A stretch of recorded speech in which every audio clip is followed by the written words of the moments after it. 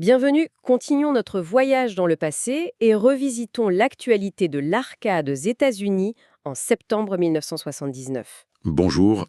Oui, une année charnière vraiment. Pour cette exploration, on s'appuie sur deux numéros du magazine Playmater de septembre 79. C'est le volume 5, numéros 16 et 17. Une source précieuse, Playmater, pour comprendre le secteur à l'époque. Vraiment la référence.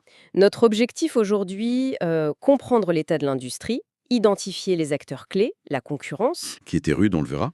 découvrir les jeux qui cartonnaient, et puis sentir un peu les tendances, les préoccupations du moment dans l'arcade américaine. Tout à fait. C'était une période effervescente mais complexe. Alors accrochez-vous, on décolle pour 1979.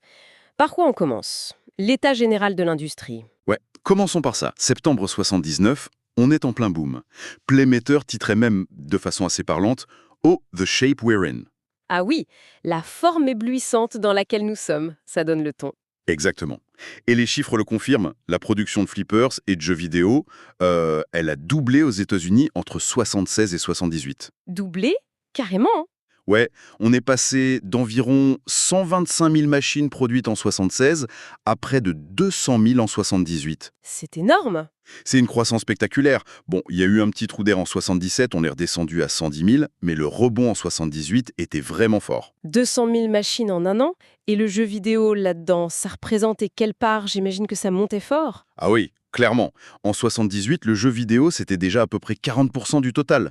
Donc entre 72 000 et 77 000 unités. Quand même. Et début 79, ça continuait sur cette lancée? Alors, le tout début, 79, a été un peu freiné. Il y a eu un hiver très très rigoureux à Chicago. Ah oui, le cœur de la production. C'est ça. Donc, ça a affecté les usines, les livraisons. Mais bon, l'optimisme restait de mise. Tout le monde pensait qu'on allait rattraper le retard et même dépasser les chiffres de 78 sur l'ensemble de l'année. Et cet optimisme, il reposait sur quoi? Des prévisions concrètes, des innovations? Un peu des deux. Il y avait une étude de Frost & Sullivan qui prédisait carrément une croissance annuelle de 22% jusqu'en 1983. Ah ouais, quand même. Et cette confiance, elle venait beaucoup des avancées technologiques. Surtout la baisse du coût des composants électroniques. D'accord. Ce qui permettait de contenir les prix des machines? Voilà. On anticipait une hausse limitée, genre plus 10% pour les flippers, plus 20% pour les jeux vidéo sur 5 ans. Ce qui, avec l'inflation de l'époque, restait assez raisonnable et soutenait la demande. Et justement, au niveau technologie, c'était quoi la grande nouveauté du moment? Ah, sans aucune hésitation, le solid state, le tout électronique. C'est ça qui a tout changé, notamment pour les flippers? Exactement. Ça a complètement bouleversé le flipper. Fini les relais électromécaniques, les fameux EM, avec leurs clics et leurs claques. Oui, on les entendait bien, ceux-là, hein. Ah, ça oui. Là, on passait aux cartes électroniques. Ça permettait des règles de jeu beaucoup plus complexes, des séquences plus rapides, plus de sons, plus d'effets lumineux. Les vieux EM, ils ont pris un sacré coup de vieux très vite. J'imagine que ça changeait aussi la vie des opérateurs, des techniciens. Énormément. Prenons Williams, par exemple, avec leur nouveau système sur le flipper flash. Playmater expliquait bien tous les réglages, que ce soit la comptabilité, ajuster la difficulté, les règles du jeu, tout se faisait via des petits boutons derrière la porte avant de la caisse. Ah, plus besoin d'ouvrir le plateau ou de ramper derrière la machine. C'est ça, beaucoup plus pratique. Il y avait même un petit bouton dédié pour remettre à zéro le meilleur score affiché. Ça peut paraître bête, mais c'était une petite révolution pour la gestion au quotidien. Et on voyait d'autres signes de cette sophistication croissante? Oui, par exemple, Bally qui proposait des kits spécifiques pour tester leurs nouveaux modules sonores électroniques. Ou alors Gottlieb, sur le Countdown, il scellait en usine les potentiomètres des alimentations. Genre, ne pas toucher. Flexification, mais aussi une volonté des fabricants de garder un certain contrôle sur la maintenance. C'est fascinant. Et au-delà de ce qui se passait à l'intérieur des machines, est-ce qu'il y avait des tendances sur le format extérieur, la forme des bornes? Oui, une tendance assez nette, c'était la montée en puissance du format cocktail. Ah, les tables basses. Voilà, ces machines où on pouvait jouer assis, souvent face à face. Ça devenait populaire. Midway, par exemple, on faisait une grosse promotion pour Space Invaders. D'accord, donc on pouvait jouer à Space Invaders sur une table de salon en gros. C'est l'idée. Le guide d'achat de Playmater listait d'ailleurs pas mal de modèles cocktails de différents fabricants. L'avantage, c'était de pouvoir placer ces jeux dans des endroits différents des salles d'arcade classiques, les bars, les restos, peut-être même certains lieux publics. Puisqu'on parle de Space Invaders, ça nous amène aux entreprises qui dominaient le marché. On est obligé de commencer par Taito, non? Ah ben oui, impossible de faire autrement en 79. Space Invader, c'était le phénomène mondial, venu du Japon, créé par Tomohiro Nishikado pour Taito. Et Playmater en parlait comment? Il le décrivait comme étant aussi populaire qu'un distributeur de Coca-Cola, c'est dire. Et puis il y a cette fameuse anecdote, reprise dans le magazine. La pénurie de pièces? Exactement.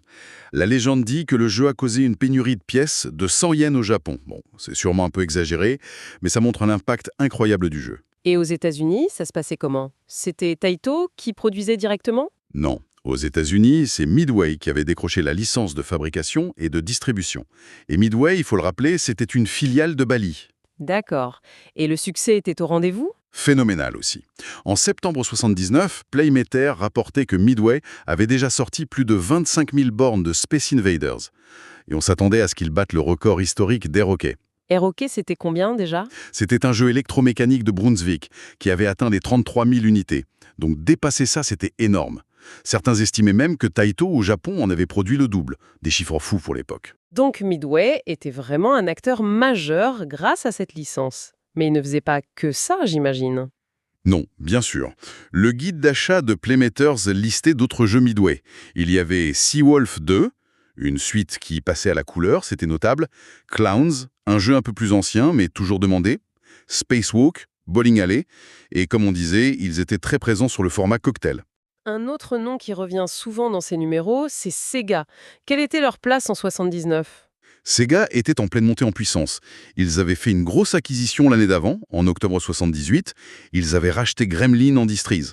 Gremlin, c'était connu, hein? Oui, c'était un fabricant américain respecté.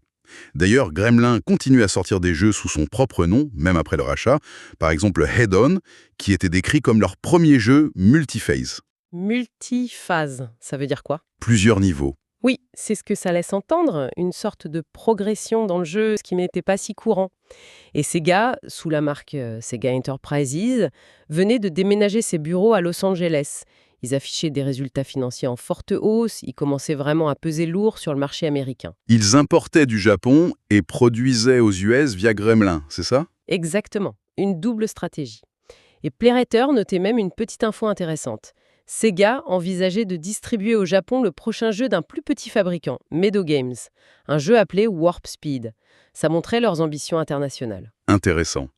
Et Atari, le pionnier, le créateur de Pong en 72, où en était-il en 79? Atari, ça restait évidemment un géant, mais d'après Playmater, leur situation était un peu contrastée. Côté flipper, par exemple, ah oui, pourtant ils avaient sorti des trucs marquants, non? Superman, Hercule. Oui, tout à fait. The Atarians, Superman, basé sur le film qui cartonnait, et bien sûr Hercule, ce flipper démesuré, avec une bille de la taille d'une boule de billard, c'était un monstre. Un truc de fou. Complètement. Mais malgré ces titres, le magazine laissait entendre qu'Atari avait un peu de mal à garder le rythme sur le marché du flipper, peut-être des soucis techniques ou commerciaux après de Atarians. Un peu en retrait, disons. Mais leur force, ça restait le jeu vidéo. Ah oui, là pas de doute. C'était vraiment leur ADN. On pense à la série des sprints, les jeux de course. Breakout, le casse-brique, ça avait été une production énorme pour eux. Starship Eye, leur premier jeu spatial, dès 77. Et les jeux de sport avec la trackball. Exactement, football, baseball, cette fameuse trackball, cette boule qu'on faisait rouler, c'était une de leurs innovations marquantes pour le contrôle. Ah, et petit détail, Atari venait de régler un litige antitrust avec une petite boîte, Fun Games. Signe que leur position dominante commençait aussi à attirer les ennuis judiciaires. On a parlé de Midway, qui était une filiale de Bally. Et Bally, en tant que marque propre, c'était quoi leur poids, surtout dans le flipper? Bally, c'était un mastodonte du flipper, un titan.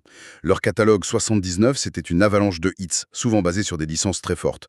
Playboy, par exemple. Ah oui, quand même. Star Trek, juste avant la sortie du premier film.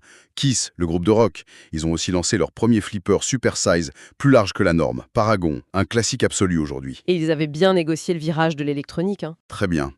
Des jeux comme Evel Knievel ou Mata-Hari avaient marqué leur passage réussi au Solid State. Et leur plus gros succès en termes de volume, ça restait 8 Ball, un jeu de 77, mais toujours extrêmement populaire et rentable en 79. Le magazine mentionnait aussi leurs tournois passés et des soucis fiscaux aussi. Oui, c'est lié à un gros problème de l'époque, on y reviendra. Bally organisait de grands tournois, mais ils devaient impérativement être gratuits pour les joueurs. Gratuit, Hmm. pourquoi? À cause de l'IRS, le fisc américain. Si tu faisais payer l'entrée ou la partie, et qu'il y avait des prix à gagner, même juste un trophée, alors chaque machine utilisée était considérée comme un gaming device, un appareil de jeu de hasard. Et donc? Et donc, paf, taxe annuelle de 250 $ par machine. Une fortune. Donc pour éviter ça, la seule solution, c'était jeu gratuit. Quelle complexité. Et face à ces géants comme Bally ou Atari, comment se plaçait Williams? Alors Williams, en 79, c'était le grand retour. Ils avaient eu des années un peu difficiles avant, mais là, ils revenaient en force, portés par le succès incroyable de leur flipper Flash. Flash, c'était le numéro 1 des classements, c'est ça? Exactement. Numéro 1 au classement Playmater de septembre 79. Un carton absolu. Et ils surfaient sur cette vague? Ah oui, leur nouveau jeu, Treezone, était très attendu, avec une critique détaillée dans le mag. On parlait aussi de Stellar Wars et de World Cup. Et c'est sur World Cup qui a eu ce record incroyable. Les 228 heures de jeu? Oui, Sony Siavata. 228 heures non-stop. C'est difficile à imaginer, hein. Complètement fou. Et Williams innovait aussi ailleurs? Oui, notamment dans le service client, ce qui était assez nouveau. Ils ont lancé un club pour les opérateurs, avec des manuels techniques très complets, des bulletins d'infos réguliers.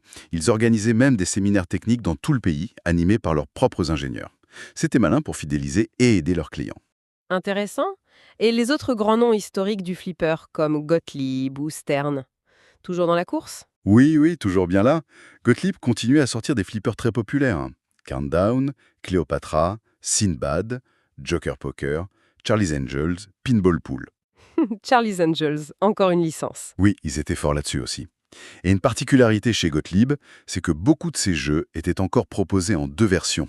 L'ancienne électromécanique, EM, et la nouvelle électronique, Solid State. Ah, d'accord.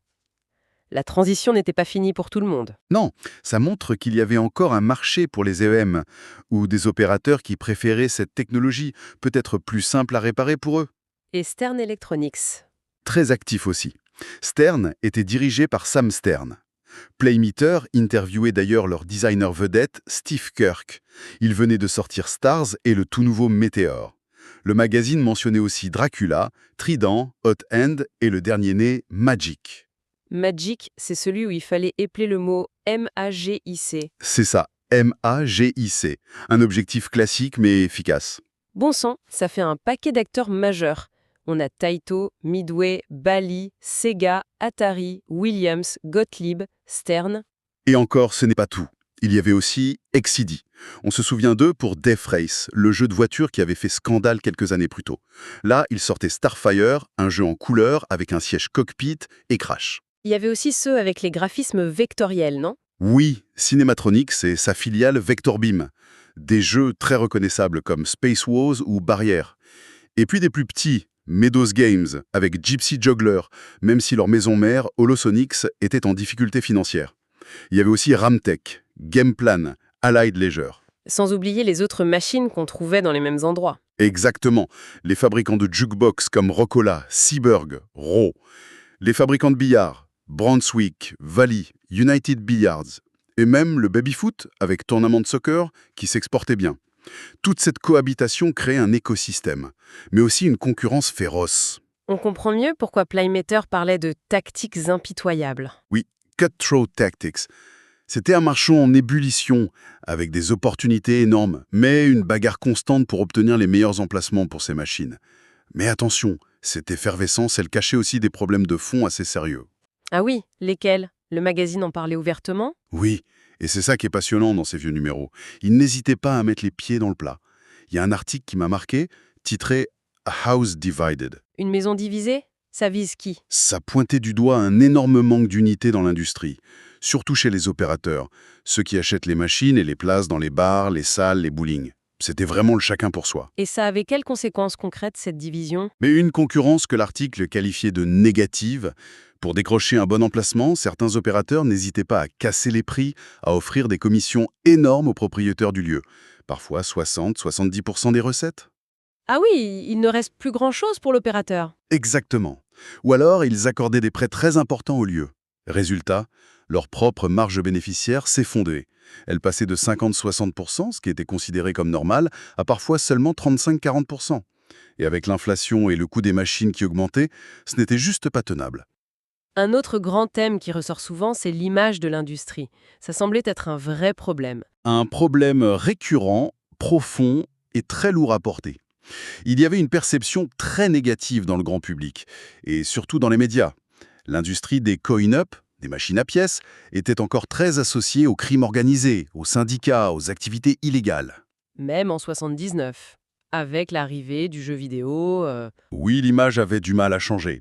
Playmater donnait des exemples précis, tirés de la presse généraliste de l'époque. Comme quoi, par exemple? Un article sur une descente de police à la Nouvelle-Orléans qui faisait un lien direct entre un caïd local et son passé d'opérateur de flipper. Ou alors une série d'articles carrément assassins du Chicago Sun-Times qui affirmait que l'anarchie est la règle générale dans l'industrie de la machine à sous. C'était violent. Et les professionnels y réagissaient comment face à ça? Souvent très mal.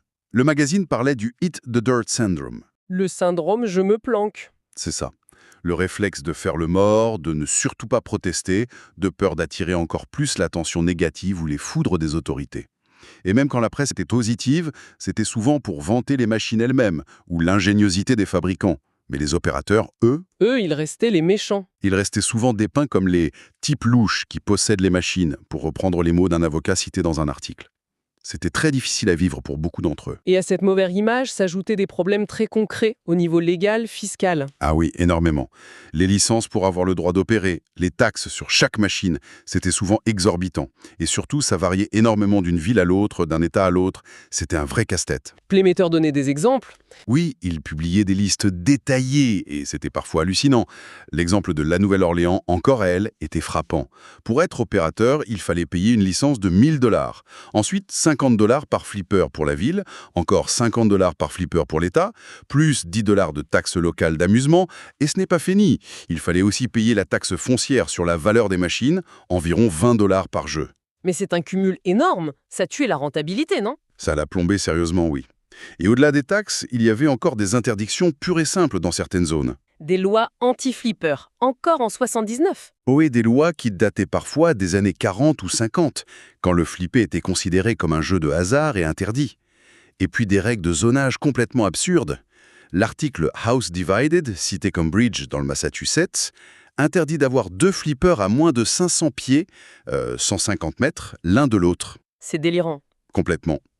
Et on a déjà parlé de ce casse-tête de la taxe fédérale de 250 $ de l'IRS sur les gaming devices pour les tournois payants. Oui, celle qui devait expirer en 80, c'est ça? Voilà. L'échéance approchait, mais l'incertitude restait totale. Est-ce que ça allait être prolongé? Est-ce que les lois locales allaient prendre le relais? Et toute la bataille juridique tournait autour de ça.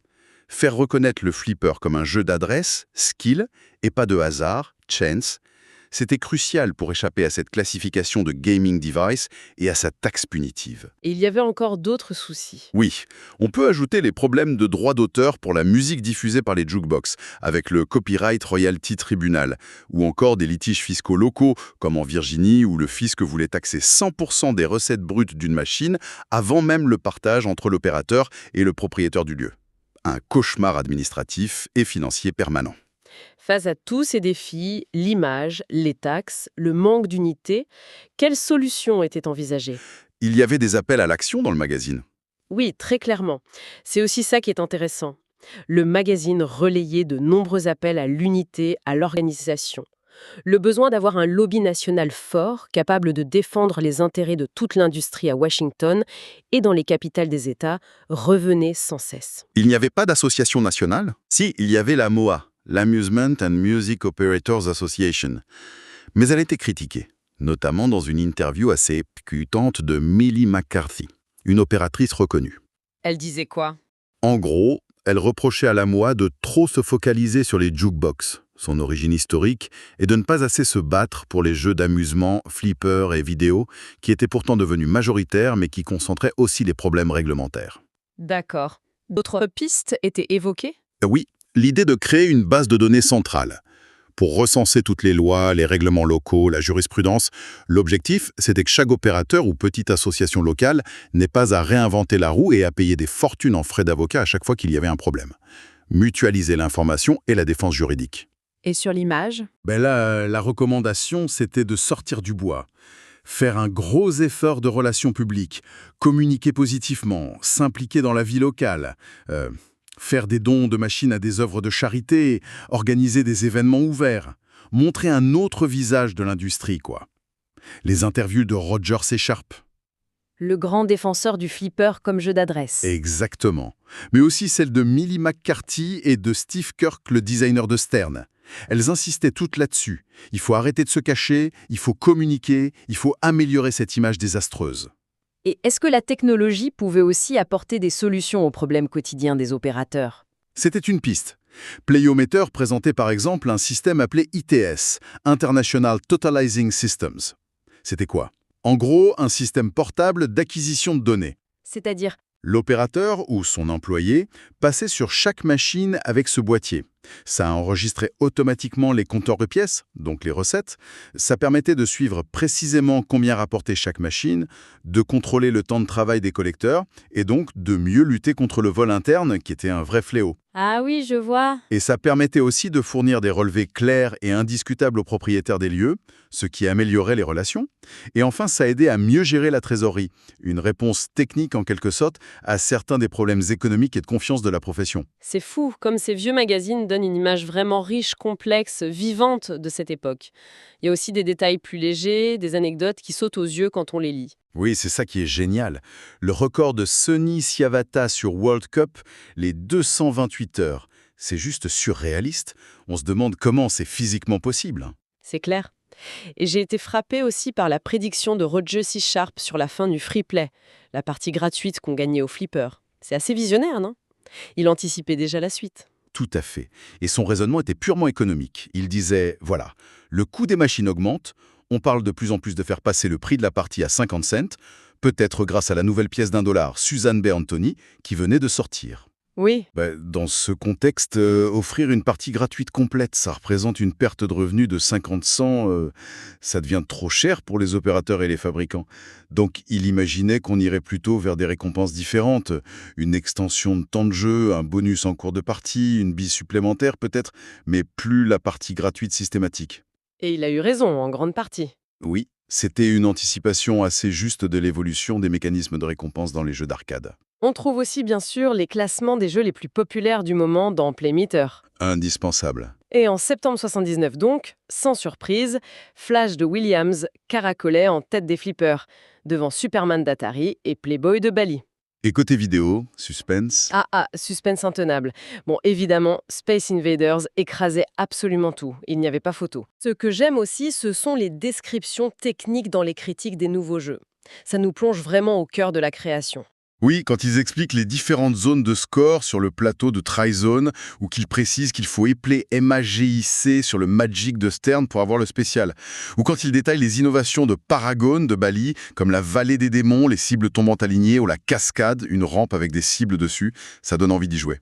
Carrément. Et puis, il ne faut pas oublier les petites annonces. C'est souvent une mine d'or, les petites annonces. Ah oui, on y trouve quoi? D'abord, des listes interminables de jeux d'occasion à vendre. Ça montre bien le taux de renouvellement très rapide du matériel à l'époque. Et puis parfois des perles, genre une annonce d'un type qui cherchait à acheter 500 vieux parcs-mètres. 500 parcs-mètres? Pourquoi faire? Comme souvenir, précisait l'annonce, ça donne une touche un peu humaine, un peu excentrique à tout ce business. C'est sûr. Bon, si on essaye de résumer ce qu'on a vu pour septembre 1979, on a une industrie de l'arcade américaine qui est vraiment en pleine ébullition. Oui, un dynamisme fou. Transformée par la révolution technologique du solid state, portée par des succès planétaires comme Space Invaders ou des hits nationaux comme Flash pour les flippers. Des jeux qui rapportaient énormément d'argent. Mais derrière cette façade qui brille, on découvre aussi une industrie qui est profondément divisée, qui lutte contre une image publique encore très négative et qui ploie sous un fardeau de taxes et de règlements compliqués. C'est exactement ça. Un cocktail assez détonnant, de dynamisme incroyable et de grande vulnérabilité structurelle. Et c'est peut-être là-dessus qu'on peut terminer. Oui, ça nous amène naturellement à une question, une réflexion à laisser à nos auditeurs. Compte tenu de tout ce qu'on vient de voir, ces divisions internes très fortes, ces pressions externes, l'image, les taxes, le manque d'unité, Quel aurait pu être, selon vous, l'unique changement majeur, qu'il soit technologique, comme une nouvelle innovation qui aurait tout changé, ou législatif, comme une loi clé qui serait passée ou pas passée, ou même stratégique, une décision majeure d'un des grands acteurs. Bref, quel unique facteur aurait pu, à ce moment précis de 1979, infléchir le plus significativement la trajectoire de l'industrie de l'arcade aux États-Unis dans les années cruciales qui ont suivi? Vaste question. Vaste question en effet, mais qui mérite réflexion après cette plongée dans le contexte de 79. Merci beaucoup pour cet éclairage passionnant. Et merci à tous de nous avoir accompagnés dans cette exploration de l'arcade américaine en septembre 1979.